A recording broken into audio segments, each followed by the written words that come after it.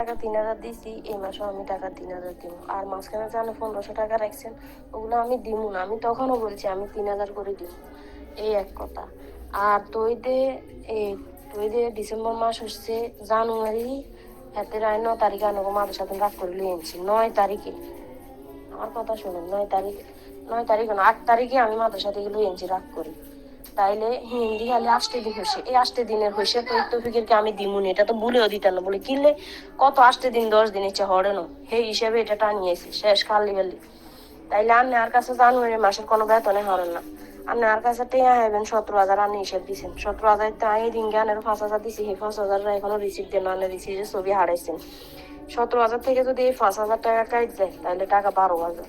আর আপনি এই ১২,০০০ টাকা আপনি যে একটা কথা বললেন যে তাওহিদ তৌফিকের আপনার ওদের জন্য 4,000 টাকা দিলেন, এর পরবর্তীতে 1,000 টাকা আমি ভর্তি ফি কাটিয়ে এলাম। কিসের ভর্তি ফি আপনার থেকে কাটলাম? আপনি কি জেনে বলতেছেন নাকি না জেনে বলতেছেন? আমার কাছে তো স্পষ্ট রসিদে আছে। আমি আপনাকে রসিদ দিয়ে দিয়েছি 4,000 টাকার। আপনি দেখেন, আমি আপনাকে রসিদটা আমি পাঠিয়ে দিয়েছি। তো সব মিলিয়ে আমি তৌফিকের কোনো বেতনই কাটতি নাই। ওটা যে 4,000 টাকা দিয়েছিলেন, ওই 4,000 টাকা হলো 3,000 টাকা কাটছি আগস্ট মাসের, আর সেপ্টেম্বর মাসের কাটছি 1,000 টাকা। টোটালি হলো 4,000 টাকা। তার বাকিটা তো বকেয়া তো এই রইছেই। আর আপনি এখন কি বলতেছেন? আমার তো বিষয়টা তো বুঝতেছি না। নাকি বকেয়া রাখার কারণে আমার কাঁধে সবকিছু উঠাই দিবেন? শোনেন, আমি একটা কথা বলি, বকেয়া রাখার কারণ আমি ঠিক আছে আমিও দেখছি ৩,০০০ টাকা তৌফিকের কার্ডে নাই মানে কি। আমার কথা হয়েছে না, আমি যে মাস থেকে আসবো ওই মাস থেকে তহিদের ২,০০০, তৌফিকের ১,০০০। তাহলে তো আপনি কাটছেনই ৩,০০০, এখান থেকে কাটছেন ১,০০০, বকের মধ্যে কাটছেন, ঠিকই আছে। আর আমি আসার পরে তো ওরা ১ মাসই পড়ছে, এই মাস তো পরেই নেই। আমি রসিদের মধ্যে দেখছি তো, রসিদ প্রত্যেকটা রসিদ আমার কাছে আছে। তৌফিকের টাকা না কাটলে আমি যে আপনারে আসার পরে ৪,০০০ টাকা দিছি, ৩,০০০ টাকা কি তহিদের কি ৩,০০০ নেই? ১,০০০ আপনি ওই বকেয়াতে কাটছেন, ৩,০০০ কি তহিদের? আপনি তহিদ তৌফিক দোনোটার মিলে ৩,০০০ টাকা কাটছেন। আপনি নিজেই লিখছেন আমার বকেয়াতে রসিদে আছে, দেখেন। কি আছে? এই যে এটা দেখেন ভালো করে, এই যে এখানে আমি স্ক্রিন ভিডিও দিয়ে দেখালাম। 3,000 টাকা কাট, 3,000 টাকা কাটছি।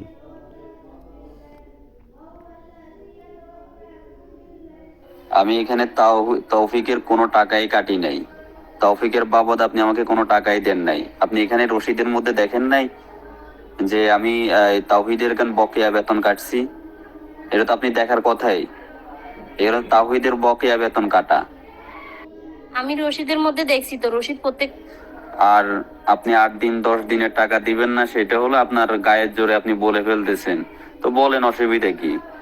আর আমি তো বরিশাল গেছি 10 তারিখে, 11 তারিখে আপনার সাথে, 11-12 তারিখে আপনার সাথে এই ঝামেলাটা হয়েছে।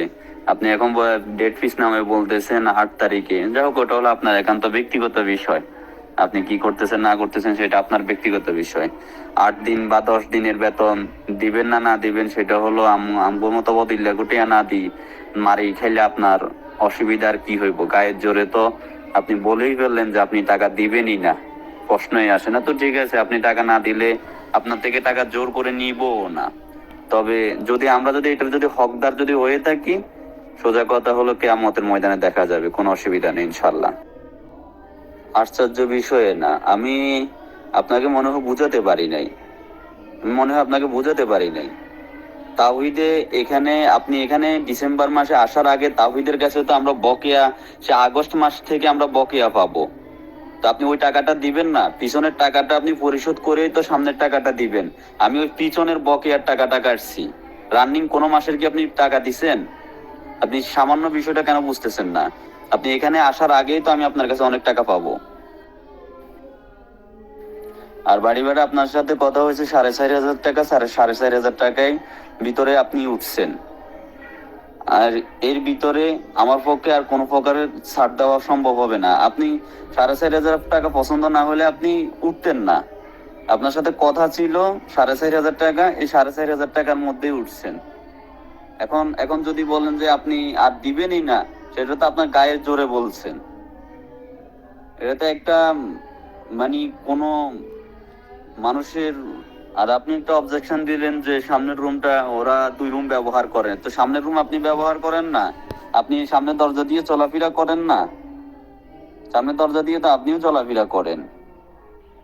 ওরা আপনারা যদি একটা ফ্যামিলির মধ্যে থেকে যদি এর মধ্যে থেকে যদি সবকিছু ম্যানেজ করে যদি না নিতে পারেন, তাহলে বিষয়টা কেমন দেখা যায়?